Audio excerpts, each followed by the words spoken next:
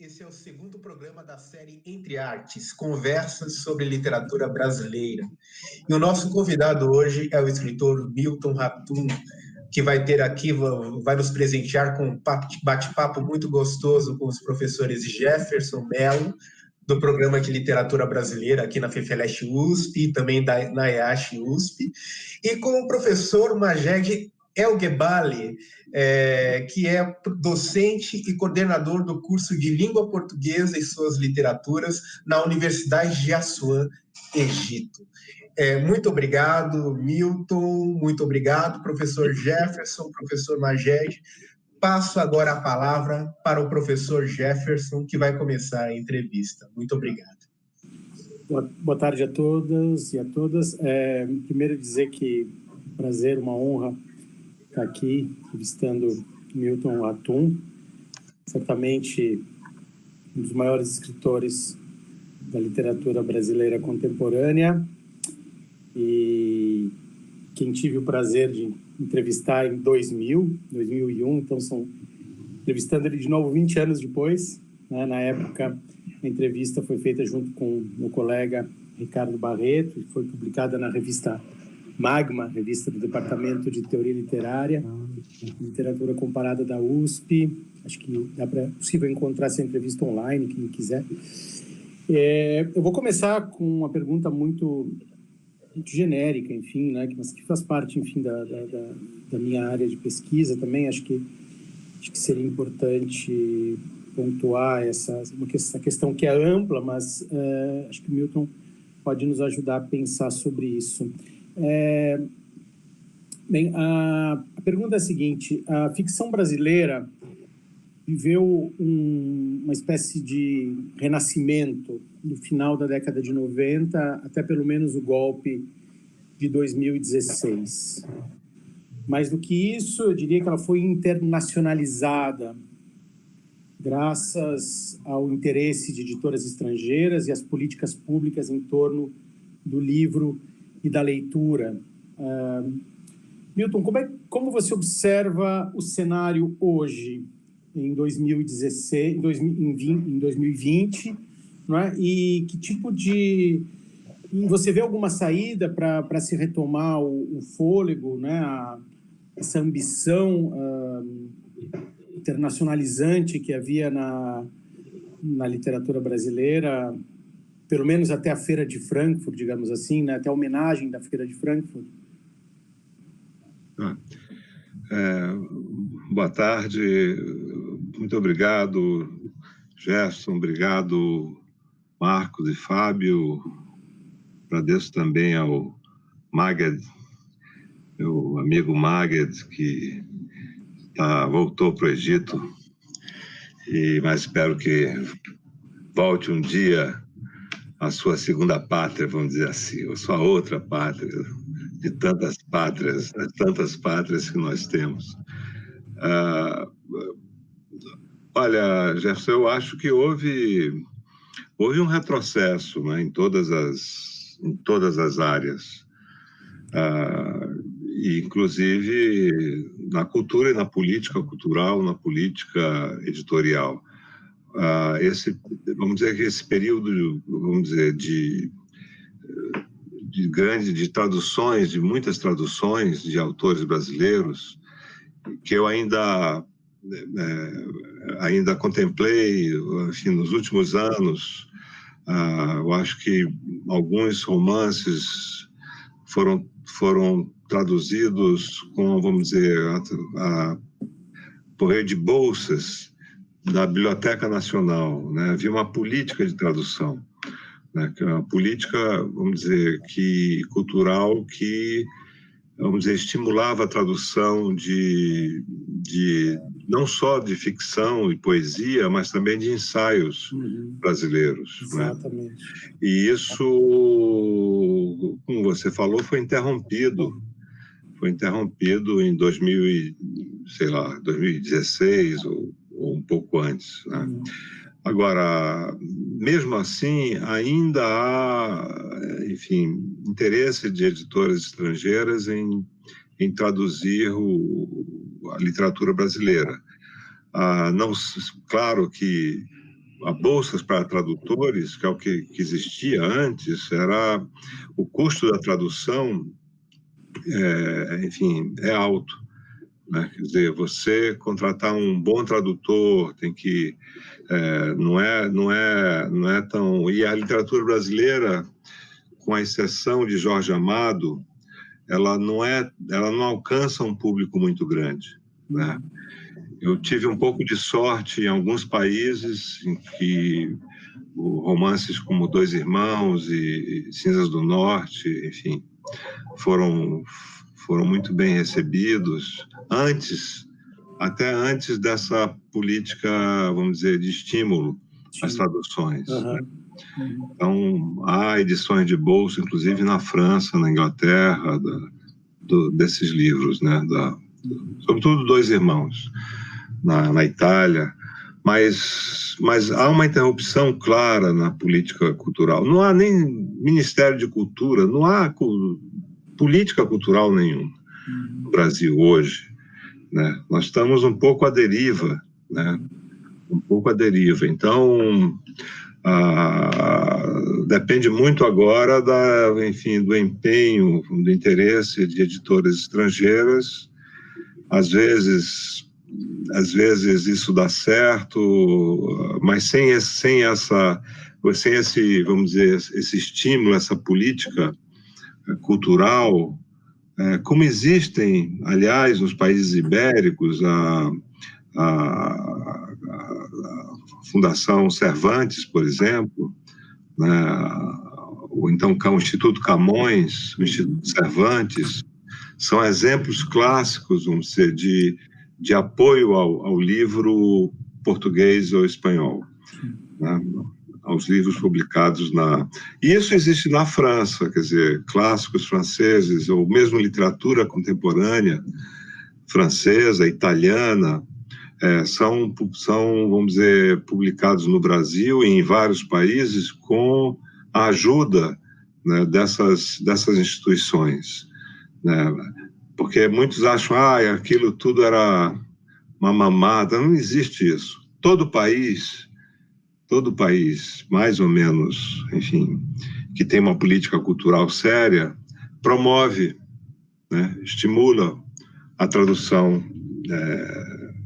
literária e ensaística dos seus escritores e acadêmicos, enfim, pensadores. Não vejo muita saída por enquanto, a não ser em 2022. Só uma dúvida. Você, na França, foi publicado pela Actes Sud, né? De Arles, né? Essa editora do Sul, né? Pela Actes Sud. Salvo o primeiro romance, O Relato de um Certo Oriente, foi publicado pela Seio, a edição de Seio, que é uma ótima editora também. O Dois Irmãos foi publicado pela Seio e depois saiu em edição de bolso pela Actes Sud. E todos os outros livros saíram pela Actes Sud, incluindo A Noite da Espera, que já não sei se sai este ano, é um ano da pandemia, a gente não sabe, mas a tradução está praticamente pronta, da Noite da Espera, né? Mas é isso, são essas duas editoras. E foi o Michel Riodel que traduziu também A Noite da Espera? Ele traduziu Órfãos. Foi o Michel Riodel. Que ótimo. É um ótimo tradutor. Né? Ele é muito... Você conhece ele, né? Ele já esteve aí. E, enfim, é um tradutor muito exigente e, enfim, conhece bem a língua portuguesa. Então, quanto a isso... Tem ótimas mãos. Porque a tradução, enfim, é sempre é um tiro no escuro, né? A gente não sabe. Como dizem os franceses, il faut faire confiance au traducteur, né? Quer dizer, a gente tem que confiar nos tradutores. E eu confio nos tradutores, nas tradutoras, porque para o alemão e para o italiano são tradutoras, grandes tradutoras, aliás. A Mina di Muno, na Itália, e a Kari von Schederschreiner, da Alemanha. São tradutoras de mão cheia, excelentes, premiadas, e a Mina, professora também de literatura brasileira e portuguesa em Gênova. Enfim, mas a gente... Enfim, também num certo momento a gente acha que tudo que aconteceu, né, quer dizer, já falando da relação com a história, não foi exatamente uma fatalidade, né? Nós temos uma história, vamos dizer, da direita brasileira, enfim, uma história do extremismo também, de como tudo isso foi preparado, foi urdido, né? Passou por um golpe, como você mencionou, quer dizer, tudo isso, para mim, não foi uma grande surpresa. Com a idade, a gente nos surpreende com muitas coisas, mas... Né? Se eu fosse jovem, eu me surpreenderia muito mais. No entanto, eu acho que essas forças obscuras sempre estiveram, vamos dizer, se não escondidas, mas pelo menos, vamos dizer, em uma espécie de banho-maria, né, na moita, para o bote, né? Para preparar o bote. E ele veio com tudo, né? Mas também será, vamos dizer, isso será superado, né? Será superado, sem dúvida.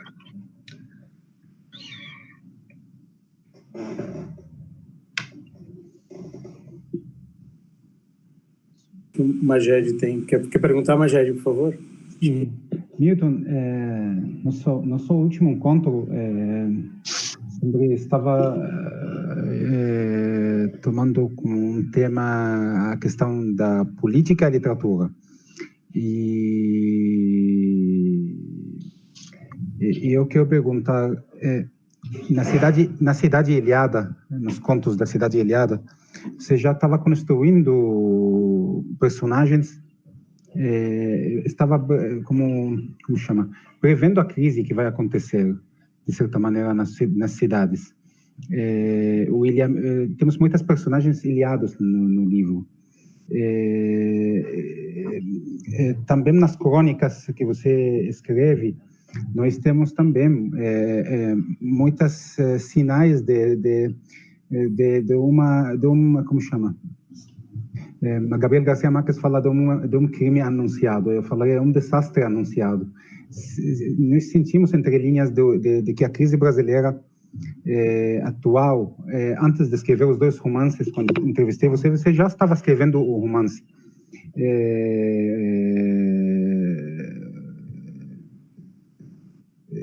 Aquele a noite da espera e depois os pontos de fuga. Você previa que vai haver uma crise. Eu sentia isso na sua fala, mas ao mesmo tempo eu sentia como se a crise é tão profunda que você explorava isso no lado humano, no lado literário, nos seus personagens, no espaço urbano, nos contatos entre culturas diferentes, mas a crise sempre estava aí, latente, no lado sombrio. Quando o Brasil vai sair dessa crise mais ou menos que vivimos hoje, não só o Brasil, o mundo, não? A situação está estranha um pouco.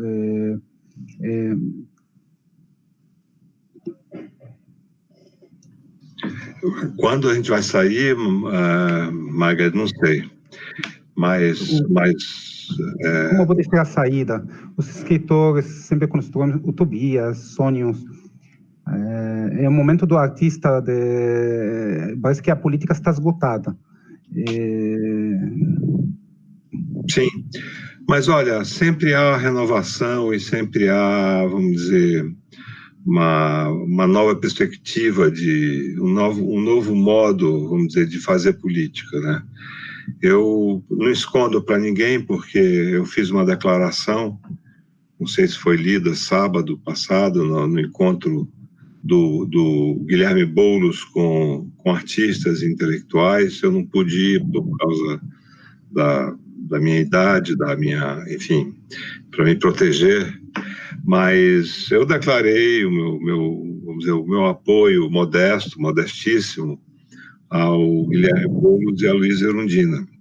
Eu acho que são pessoas que são políticos. Primeiro que eu conheço a trajetória da Luísa Erundina, como prefeita e como deputada federal, que é impecável, é uma mulher extraordinária, né?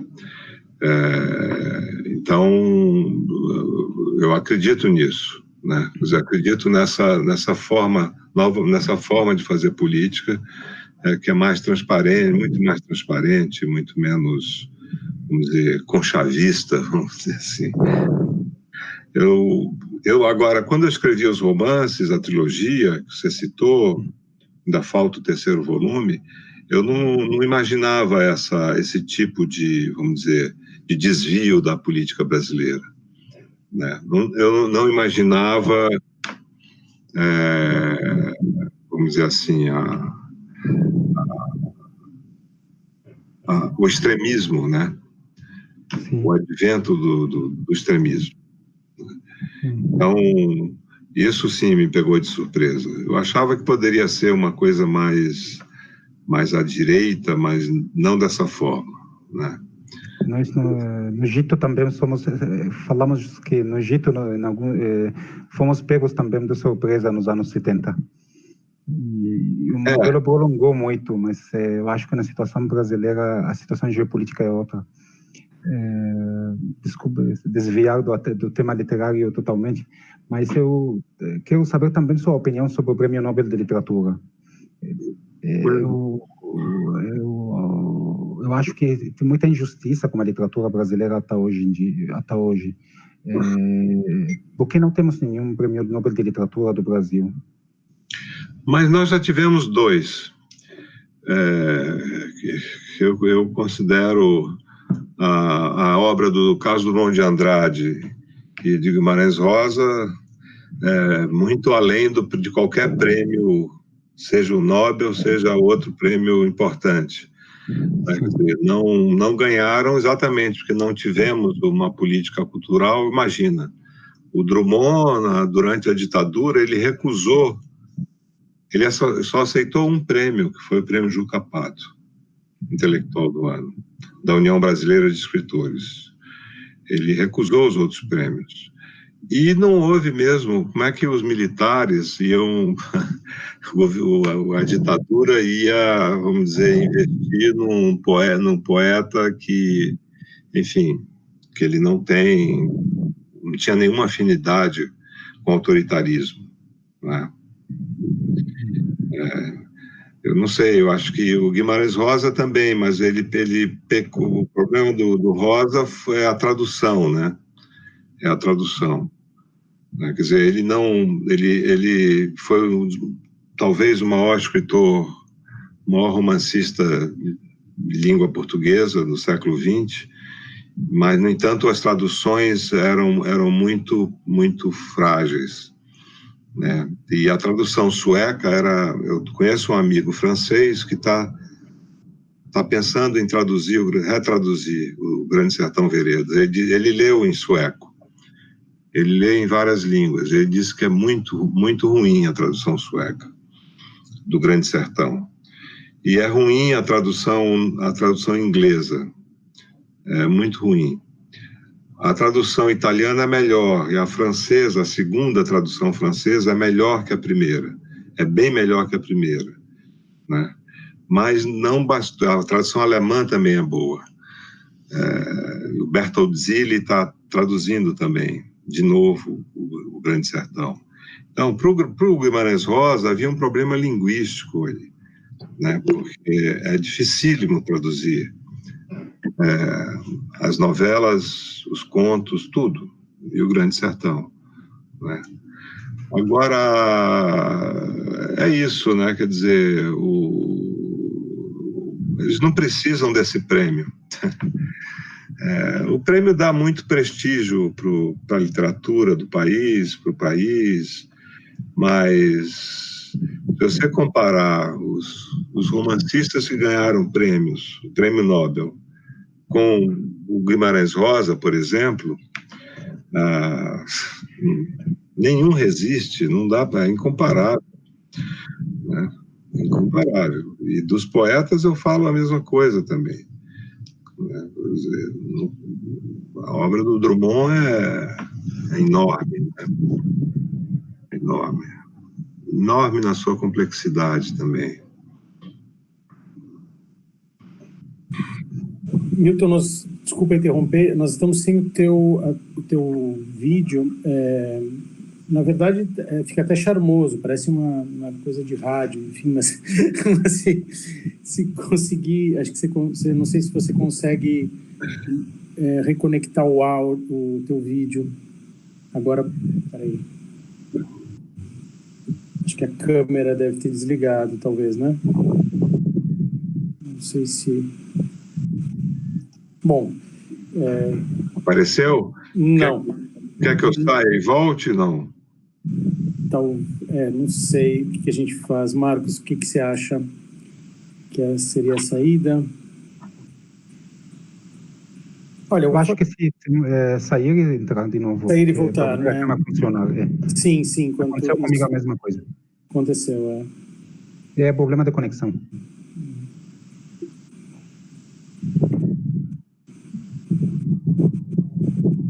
Quer que eu saia e volte? Não. Não sei o que a gente faz. Marcos, o que você acha? Seria a saída? Agora vai dar certo. Deu, será? Pontos de fuga. Milton está aí de novo. Não deu certo. Talvez seja no próprio Meet, né? O problema. Quer que eu saia e volte? Não. Milton, você foi para os pontos de fuga.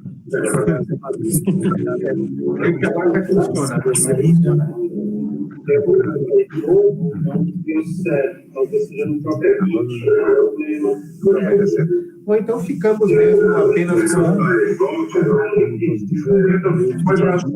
Não deu certo. Talvez seja no próprio Meet, né? O problema.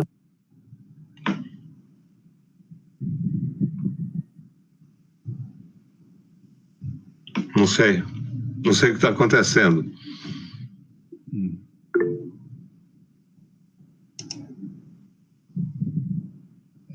Talvez a câmera. Apertar o botão no baixo na tela, tem um lugar para a câmera. É só apertar de novo. Eu ativo, mas volta a cortar. Deve ser conexão mesmo. Às vezes a conexão está muito fraca. Isso acontece. Vamos ficar só com o som, eu acho, por enquanto, Milton.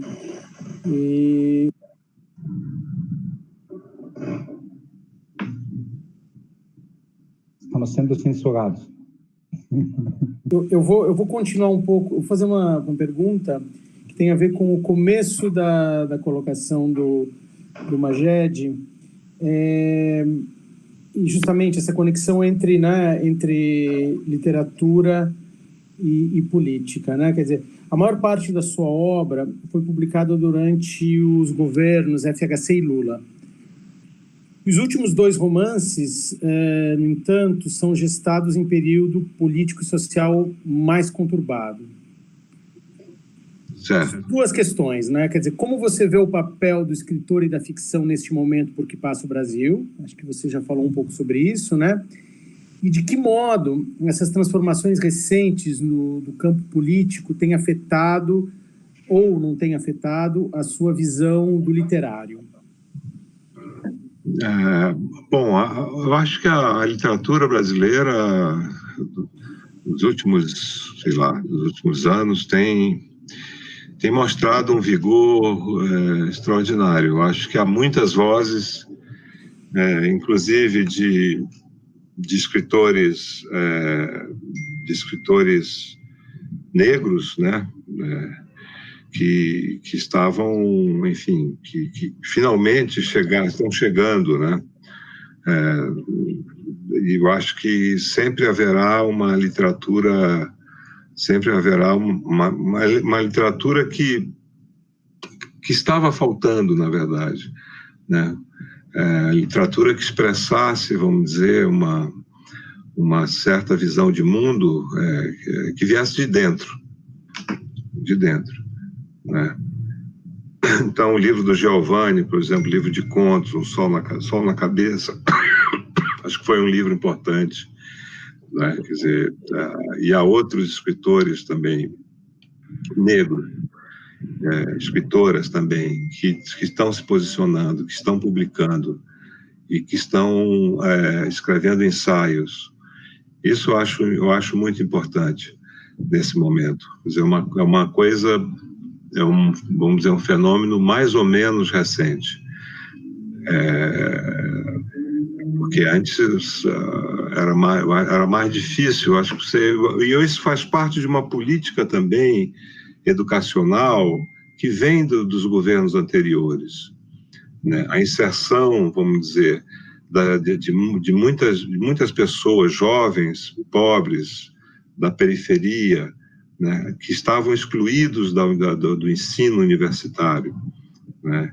E com a política de cotas, né, a inserção foi muito grande. Eu posso dar o exemplo da faculdade onde me formei, a FAU, Faculdade de Arquitetura e Urbanismo, da USP, que era até uns 10 anos ou 15 anos, mais ou menos, uns 15 anos atrás, era uma faculdade de elite. Na minha época, o único professor negro que eu tinha era o Milton Santos, que foi meu orientador, inclusive, na iniciação científica. É um grande pensador da cidade, né? Dos maiores do mundo, né? E ele falava sobre isso também, né? Quer dizer, hoje não, o perfil do estudante, mesmo em faculdades, vamos dizer, difíceis de entrar, por causa do vestibular da concorrência, que é o caso de arquitetura, o perfil social mudou bastante. Então, isso eu acho que é uma consequência também de uma política educacional, de uma inclusão social, certo? Então,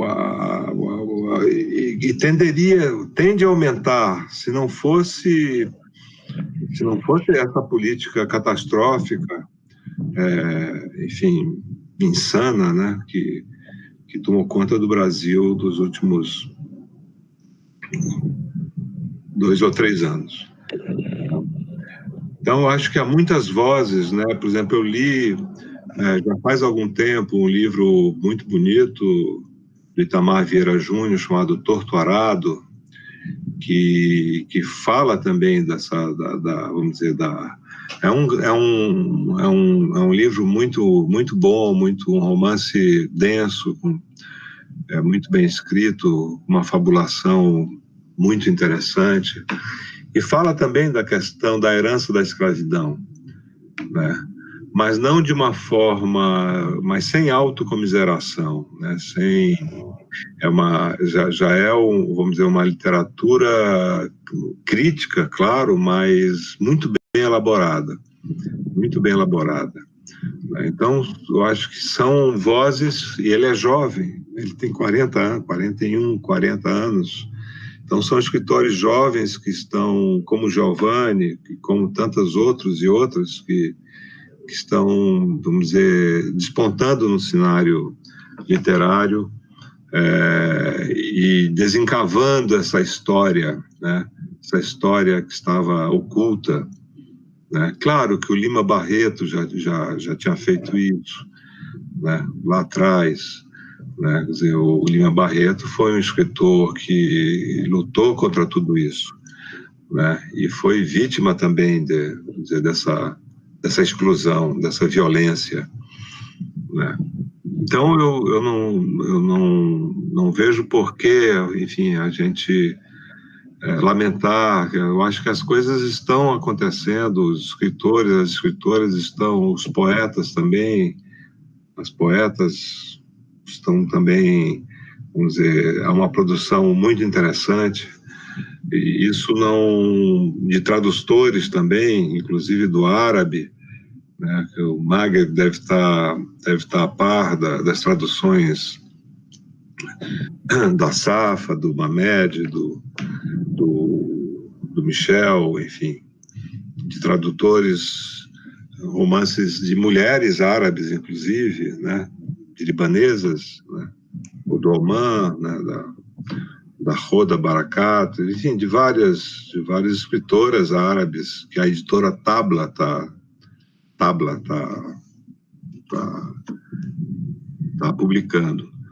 Né? Quer dizer, não vejo, vamos dizer assim, uma paralisia, nenhuma interrupção, porque também a literatura não depende, como o teatro e o cinema, não depende de um investimento público, né?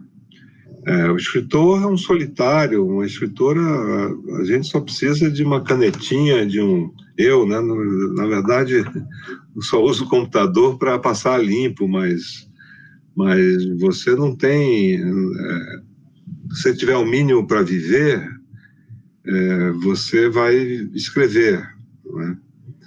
Quer dizer, essa não é, vamos dizer, não é uma atividade que dependa, vamos dizer, de um estímulo, vamos dizer, de uma política pública. O cinema, sim. O cinema, o teatro, a dança, de certa forma, a música, né?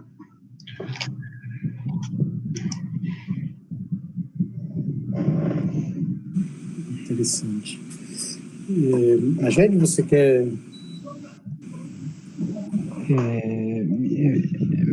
Milton, como assim a literatura não precisa de uma indústria? Parece para mim contraditório um pouco, porque precisa de um editor, precisa de um sistema de divulgação, precisa de leitor. Nós estamos em um processo de desconstrução, de certa maneira, da formação de leitor, atualmente na periferia. Quer dizer, ao mesmo tempo que existem os movimentos literários da literatura marginal, nós temos movimentos um pouco fundamentalistas, não só no Brasil, mas em vários países no mundo que estão tomando conta da periferia. Então, a livraria cultura está passando por um aperto atualmente. Então, a própria literatura, próprio Milton nos comentou de que da necessidade de uma política externa de estímulo à divulgação da literatura e escritores brasileiros no exterior. Quer dizer, sim, precisa caneta, mas sim, ato de recepção da obra, sim, interação com a obra, o escritor um pouco... não sei como chamar isso. Continua com um ato isolado, sim, mas fica às espreitas, não?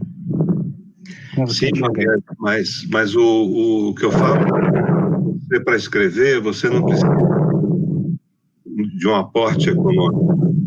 Para você fazer um filme, para você filmar, você precisa... sem dinheiro, você não faz o filme. E às vezes não é pouco dinheiro, né? Quer dizer, é uma indústria. É uma indústria.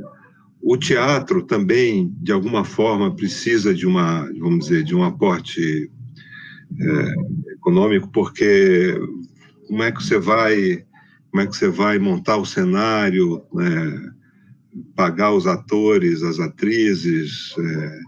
O escritor, ele entrega para o editor, aí sim entra num circuito, vamos dizer, comercial, mas se o editor está interessado no manuscrito, quem vai gastar, quem vai investir é o editor, certo? É o editor. E a questão da recepção do leitor, bom, aí é um grande mistério da literatura, né? Ninguém sabe como que o livro será recebido, como será lido, se será mais ou menos lido, né? Como será daqui a 3 anos ou 10 anos. Quer dizer, o que eu digo é o seguinte, que você, para escrever, você não precisa... se você tiver alguma coisa para se sustentar, você não precisa, vamos dizer, de um aporte, de dinheiro para você escrever um livro. Para escritores, vamos dizer, socialmente, vamos dizer, desfavorecidos, uma bolsa é importante. Uma bolsa para escrever um livro. É importantíssimo. E isso havia no Brasil, né? Isso também acabou, já não existe mais, né? Então, para a pessoa, vamos dizer, parar de trabalhar por um ano, sei lá, 6 meses ou 2 anos, a bolsa ajuda muito. Isso existe na Europa, existe nos Estados Unidos, né? No Brasil não existe.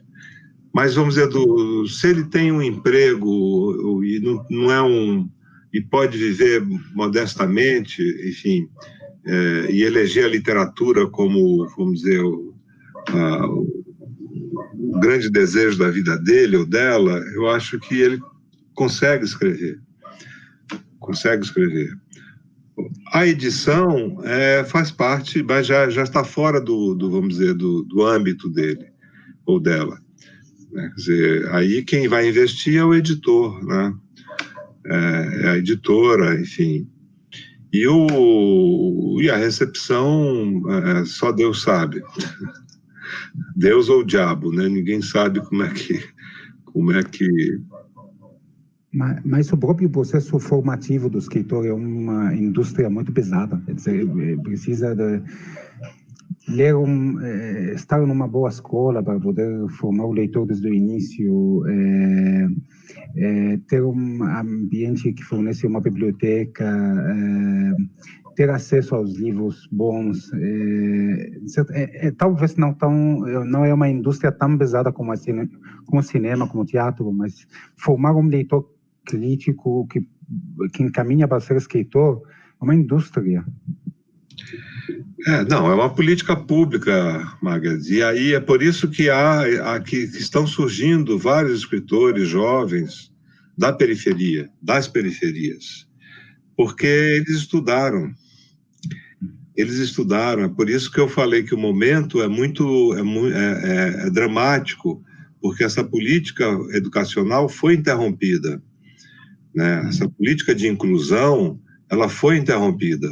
E isso é gravíssimo, porque esses governantes, quem está no poder no Brasil, não tem nenhum compromisso com a educação pública. Nenhum compromisso, eles querem banir a obra do Paulo Freire, né? Eles não têm, vamos dizer, uma política educacional, não existe uma política educacional, né?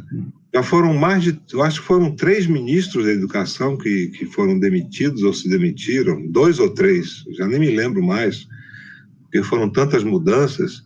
Então, eles estão completamente perdidos nesse caos, mas o caos faz parte da política deles, né? É isso que os move, é o caos, né? É exatamente não ter políticas de saúde, né? De educação, de cultura, de direitos humanos. Quer dizer, não ter política é um convite ao caos. E eles são cultores do caos, né? Eles são cultores do caos, né? Quer dizer, o caso da vacina hoje, quando o presidente posta no Twitter que o cachorro dele deve ser vacinado, é obrigatória a vacina para o cachorro dele, né? Ele está dizendo, está mandando uma mensagem para a população, né? Que é nefasta, que é perigosa, né? Que pode, enfim, matar muita gente pode morrer por causa disso, por causa do desestímulo à vacinação dos brasileiros. Então, o que acontece na saúde acontece na educação. O que houve, a política inclusiva dos últimos 15 anos, ou até mesmo 20 anos, as mais de 15 universidades federais que foram criadas, né? O Enem, tudo isso, as cotas, tudo isso, esses jovens escritores já são, vamos dizer, já são a resposta dessas políticas públicas, né? E não só escritores, escritoras, atrizes, atores, dramaturgos, cineastas. Mudou muito o Brasil nesses 20 anos, né? E eu comparo um pouco com o golpe de 64. Né? O Brasil estava indo numa direção, na época do Juscelino, de alguma forma promissora, porque havia uma política educacional. E eu fui filho dessa política, eu participei disso em Brasília, eu estudei num colégio de aplicação da Universidade de Brasília, que foi criada pelo Darcy Ribeiro e pelo Anísio Teixeira. Dois grandes educadores. Eles tinham uma política. Aliás, foi graças a eles que Brasília tem uma universidade, porque no projeto original não havia uma universidade na capital da República. Isso está no meu romance, Na Noite da Espera, numa das discussões sobre Brasília. Não havia uma universidade. E aí o Darcy Ribeiro disse, não pode. Como que uma capital de um país como o Brasil não terá uma universidade, né? Então, havia um projeto de ensino público democrático no governo João Goulart, e isso foi interrompido também. Foi interrompido. Bruscamente, né? Brutalmente. E nós estamos vivendo as consequências disso, de certa forma. Porque os crimes da história não foram apenas a perseguição, a censura, os assassinatos, a tortura. Há outros crimes também, de políticas sociais, de política educacional, de política de saúde.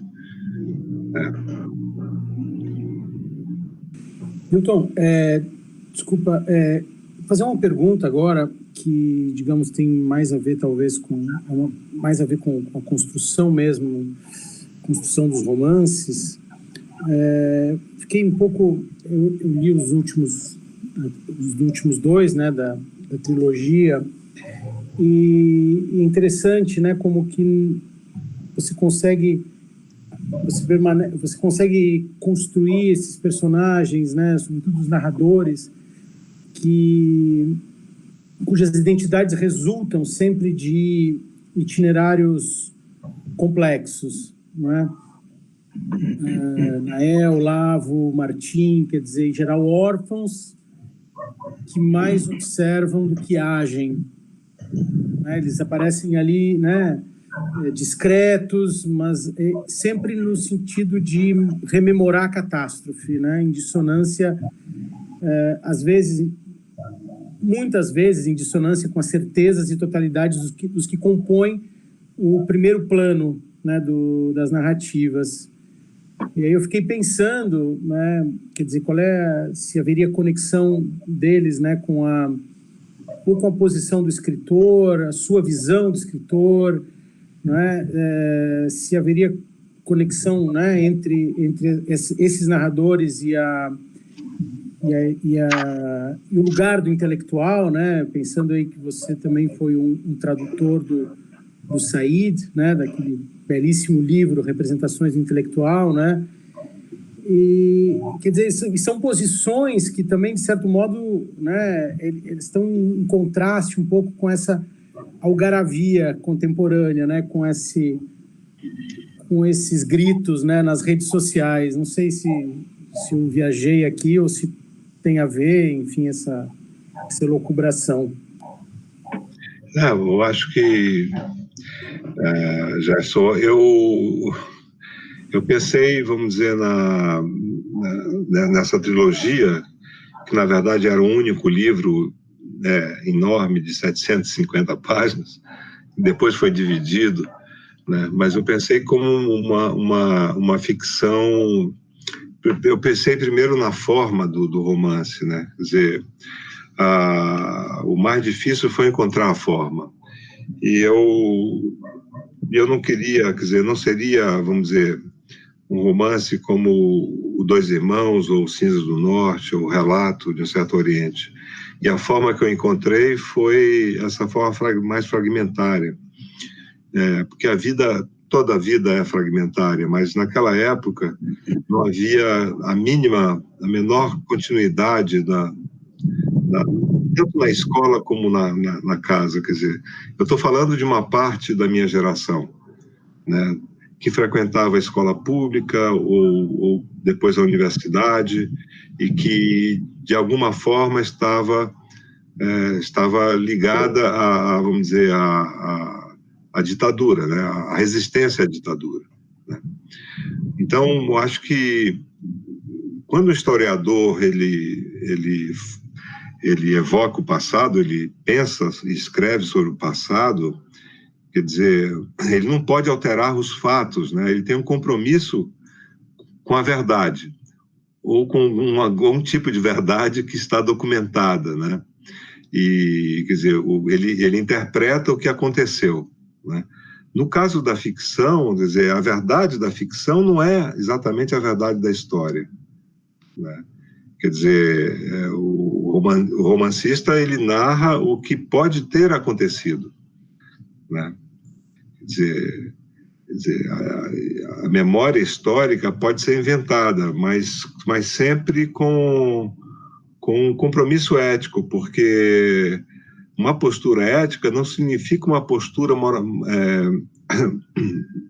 moralizadora. Por isso que no romance, nos 2 primeiros volumes, há personagens que não se encontram ideologicamente. Eles não são, vamos dizer, as tendências ideológicas são diversas, né? Há um personagem chamado Ox, o Oswaldo Xavier, que é um liberal, que é um cara que não tem... Ele tá, vamos dizer, ele é um ruído na República de Vila Madalena, na República de Estudantes. Mas ele não é um reacionário, ele não é um extremista, né? Ele é um liberal autêntico, vamos dizer assim, coisa rara no Brasil, né? Mas existia na minha época. Eu tive amigos assim, né? E há delatores também. Há delatores, amigos, entre aspas, que no fundo são delatores, né? Quer dizer, eu acho que isso existia, né? Existia, porque eu mesmo fui detido em Brasília por um suposto amigo, um colega da minha sala, que estava vestido como eu, que era como eu, né?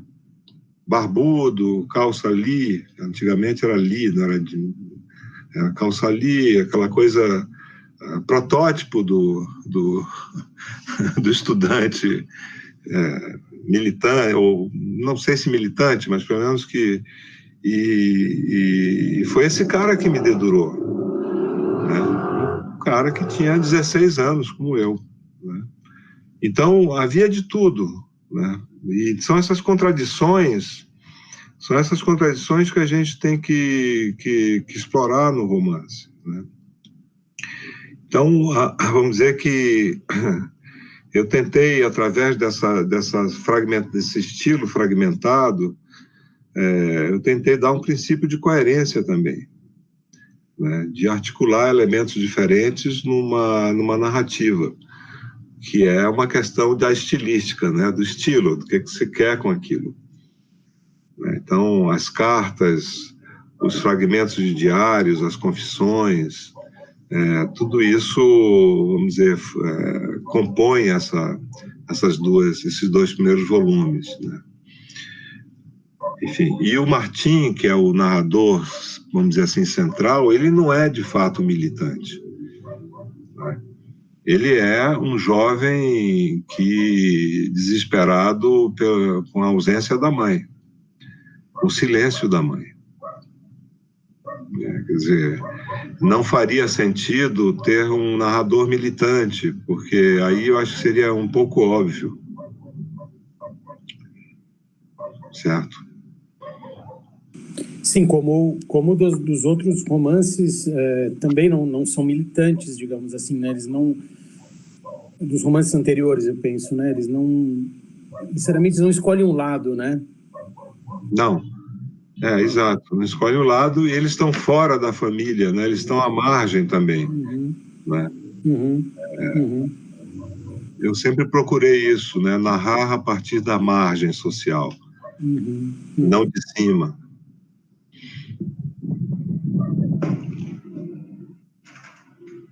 Milton,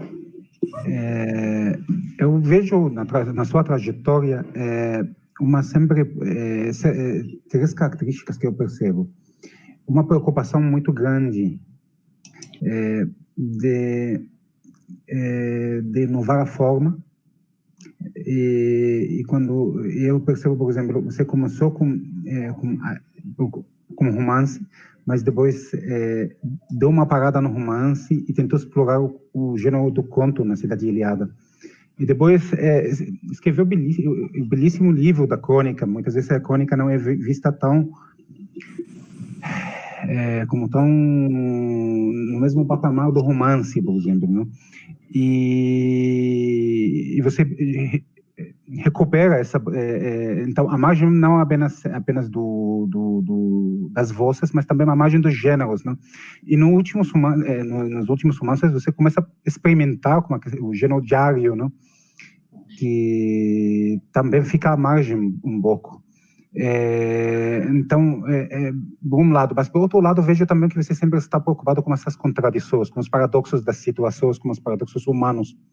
Quando esses paradoxos vão explorar um pouco o lado do humor, porque sempre, muitas vezes, terminam na tragédia. Magda, é uma boa pergunta, porque o humor, eu acho que você tem que ter vamos dizer, uma veia pro cômico, né, que eu não encontrei ainda. Né?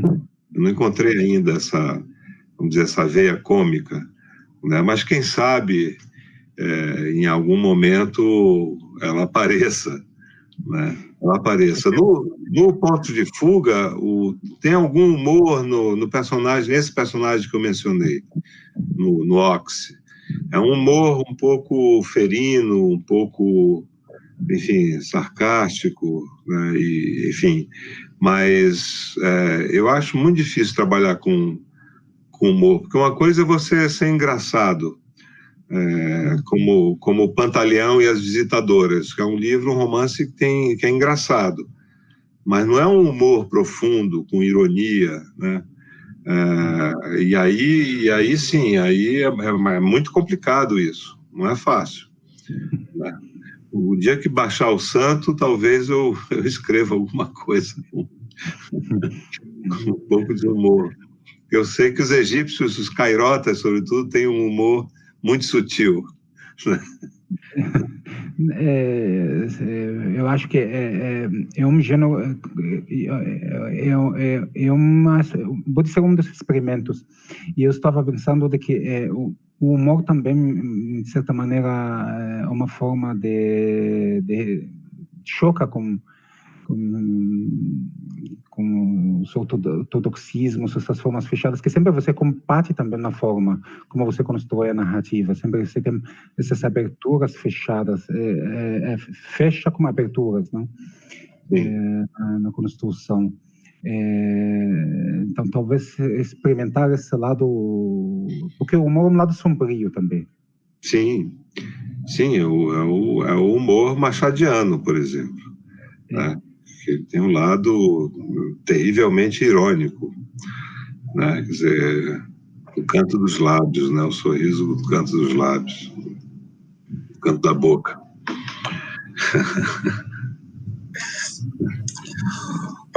Obrigado, Milton, obrigado, Magé. Estamos chegando aqui próximo ao fim do nosso programa. Houve um problema com a imagem do Milton Ratum, coisas técnicas que infelizmente acontecem, mas que não influenciaram em nada as coisas que o Milton disse, que eu acho que foram super pertinentes para a triste situação histórica, né, em que nós nos encontramos nesse momento. Palavras extremamente pertinentes. Particularmente, eu destaco nas palavras do Milton dessa entrevista essa comparação que ele fez com a situação pré-golpe de 64 e a situação pós-golpe de 64, passando essa comparação para para o que está acontecendo aqui no final dessa década de 2010. Eu achei super pertinente e me lembrou aquele texto do Robert Schwartz, Cultura e Literatura, creio que é Cultura e Literatura 64, 67, em que ele coloca política e literatura, cultura, né? E política. Cultura e política. Muito obrigado, é isso mesmo, Gerson. Em que o Robert Schwartz coloca justamente como você colocou aí, Milton, né? Parece que nós estávamos numa situação progressista, né? Nós estávamos numa situação, né, que propiciou justamente o surgimento de autores nas periferias, a proliferação das universidades pelo Brasil, a mudança do público dessas universidades, ou seja, o Brasil estava vivendo um grande momento. E, de repente, nós tivemos essa quebra. Me lembrou muito esse texto do Robert Schwartz. E eu vou aproveitar essa lembrança para colocar uma pergunta que veio do público. Vou colocar duas perguntas para finalizar. Uma é da Yara. Ela estava falando, a gente conversando sobre esses autores da periferia, sobre esses autores que estão à margem, e ela gostaria de saber a opinião do senhor sobre a Carolina Maria de Jesus. E uma outra pergunta que veio do Gilberto Martins é sobre as adaptações de suas obras para a televisão e para o cinema. Nós tivemos recentemente Dois Irmãos, que foi dirigido de forma deslumbrante pelo Luiz Fernando Carvalho. Se houve alguma participação sua nesses trabalhos? Essas duas perguntas para a gente finalizar esse papo delicioso. Então, sobre a Carolina, eu acho um livro fundamental, que eu acho que é um dos livros mais importantes depois da obra do Lima Barreto, né? Quer dizer, inclusive meu filho de 12 anos está lendo. É um livro que entrou nas escolas particulares, né, e certamente nas escolas públicas, com muita força. E exatamente, a força desse livro é o despojamento e o conteúdo de verdade que há, vamos dizer, no relato de uma mulher pobre, favelada, que descreve o seu cotidiano, né? A sua luta, na verdade, é uma luta, como é hoje a luta de milhões de mulheres brasileiras na periferia, né? Pessoas que têm que trabalhar, cuidar da casa, às vezes sozinha, com os filhos. É de fato uma coisa impressionante. Então, a Carolina inaugurou, quer dizer, um gênero que hoje faz parte da nossa literatura, né? E alcançou um público, um grande público. Isso é que é incrível também. Isso é que é incrível. Quer dizer, o reconhecimento do público também. Nós não podemos, vamos dizer, virar as caras para o reconhecimento do público, certo? A pergunta do Gilberto Martins, olha, Gilberto, eu gostei das adaptações. Na verdade, eu tive sorte, porque o Luiz Fernando é um grande diretor, a Maria Camargo, que fez o roteiro, levou 8 anos para fazer o roteiro da minissérie, 8 anos. Os quadrinistas lá, os irmãos gêmeos, Gabriel Bá e Fábio Moon, são simplesmente geniais. Eles ganharam o maior prêmio nos Estados Unidos com a adaptação do Dois Irmãos para o inglês, né? A tradução inglesa do Dois Irmãos foi o maior prêmio Eisner, né? E também a peça foi muito legal, do Alberto Lage, do diretor. Enfim, mas há também a adaptação do Órfão do Eldorado, que é muito bonita. Ele mudou o roteiro mudou um pouco vamos dizer, a essência da novela, juntou 2 personagens femininas numa só. Essa é uma questão que aí o espectador pode enfim, falar sobre isso, né? O Relato de um Certo Oriente estava sendo filmado pelo Marcelo Gomes, pelo cineasta pernambucano, em Belém, e em março, quando houve ele filmou uma semana com atores e atrizes do Líbano, que vieram do Líbano e da França, e a Covid, a pandemia interrompeu a filmagem. Foi um desastre, assim, E aí que eu falo da coisa da indústria, né? Foi um desastre econômico para o filme, né? Porque você interrompe a filmagem com cenários já preparados, com atores estrangeiros no Brasil, tiveram que voltar e demoraram. Foi uma confusão, foi uma loucura. E isso, enfim, mas vai ser retomado, quem sabe, né? Tomara um dia. Né? Então, e há também projetos, um filme que já foi feito, esse já foi feito, por sorte, um pouco antes da pandemia, que é uma adaptação do conto Adeus do Comandante, da Cidade Ilhada. É o Adeus do Comandante mais outro conto, que foi filmado pelo Sérgio Machado, que é um cineasta baiano, um ator de Cidade Baixa, A Morte de Quincas Berro d'Água, e parece que ficou muito bonito.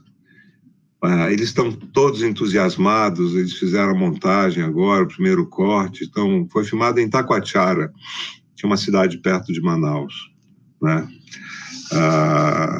Parece que ficou lindo o filme. Eu trabalhei um pouquinho no roteiro, mas só um pouquinho, que eu não me meto, eu não interfiro, viu, Gilberto? Eu nunca interferi nunca tive ciúme dos meus livros, na verdade, para adaptar.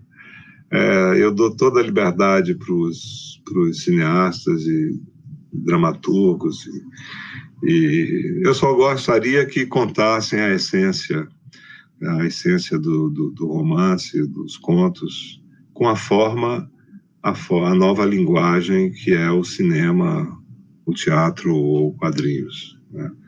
Eu não tenho por que interferir, já basta ter escrito os livros, deu muito trabalho, ainda voltar, ficar em cima, vigiar, não gosto disso, não tenho paciência. Não tenho muita paciência eu não sou ciumento desses. Podem fazer o que quiserem, porque o que a gente vai fazer, né? Nós não temos. É que nem a tradução, você tem que confiar no tradutor, na tradutora. É um gesto também de confiança e talvez de generosidade, né?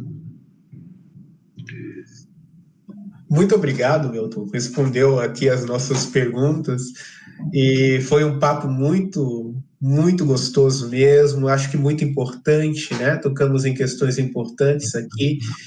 Agradeço muito a sua participação.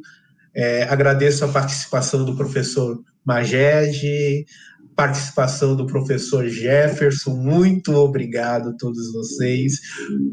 Milton, quer dizer algumas palavras finais a quem está assistindo agora, para quem está assistindo? Eu queria agradecer a vocês. Muito obrigado, Maged, Jefferson, Marcos, Fábio, todas. Se alguém tiver interessado em ouvir uma conversa sobre Dois Irmãos, no dia 13 de novembro, sexta-feira, acho que às 19 horas, pelo Instagram. Eu vou conversar com a Livraria Mandarina, que é uma pequena livraria, que o Dois Irmãos está fazendo 20 anos agora, né? E elas vão fazer várias perguntas, vai ser uma conversa pelo Instagram da Livraria Mandarina, acho que às 19 horas, né? Bom, se alguém tiver interessado em acompanhar essa conversa, estão convidados. Mas eu agradeço muito a todos vocês e espero um dia presencialmente estar com vocês na USP ou no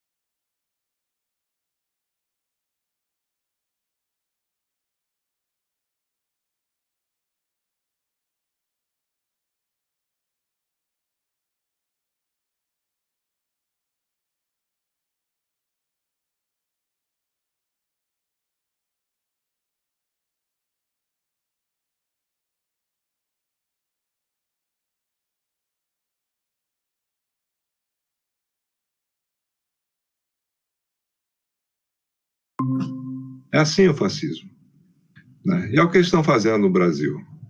Mas eles vão perder, vão começar a perder nas grandes cidades brasileiras, nas eleições municipais. Precisamos lutar para isso. Eles vão perder, sim. Não, tenho certeza. São Paulo, Rio, Recife, Porto Alegre, Salvador, eles vão perder nas grandes cidades brasileiras e vai ser a primeira grande derrota deles. Vai sim, Milton. Muito obrigado. Eu agradeço. Um grande abraço. Obrigado, Milton. Um grande abraço. Boa noite, Milton. Boa noite, Rogério, Jefferson. Muito obrigado, Marcos. Muito obrigado, Jefferson. Muito obrigado, Marcos. Até mais.